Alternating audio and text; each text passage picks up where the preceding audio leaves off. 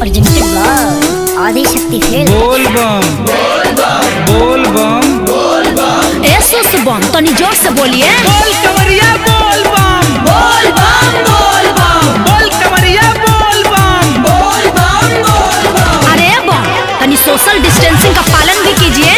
समझ में नहीं आ रहा है कि कोरोना महामारी फैला हुआ है, थोड़ा सावधानी बरतिए।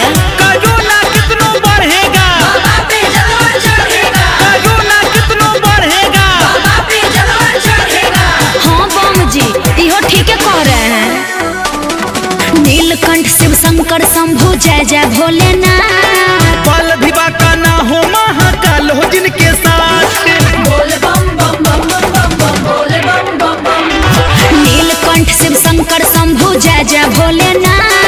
बल भिवा का ना हो महाकाल हो जिनके साथ। ले बाबा का नाम ऐसे कब तक पगला डरेगा।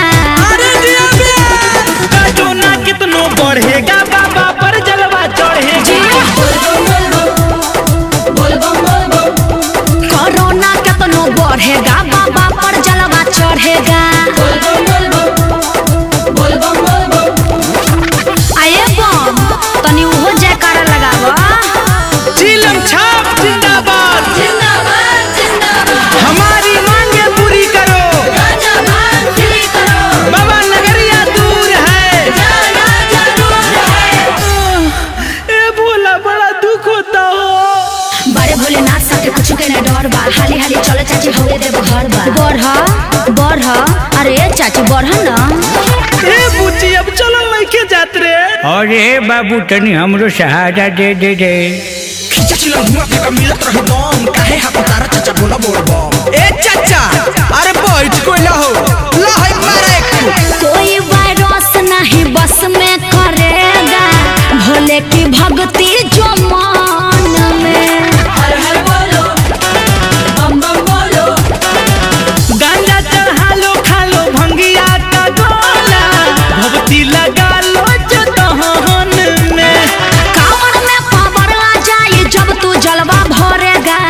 जी बम जी कोरोना कितना बढ़ेगा बाबा पे जलवा चढ़ेगा। सच कोरोना कितना बढ़ेगा बाबा पर जलवा चढ़ेगा।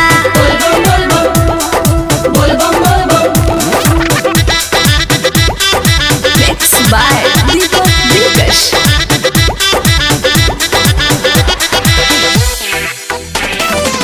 भक्ति में शक्ति है कितना तू देख ले आके बाबा शरण में।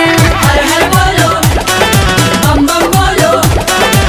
ना करो टाइम सैनिटाइज की जरूरत बाबा के आंगन में। अजय बच्चन मोनू दीपक बाबा से दुख टरेगा। कोरोना कितना बढ़ेगा बाबा पे जलवा चढ़ेगा। कोरोना कितना बढ़ेगा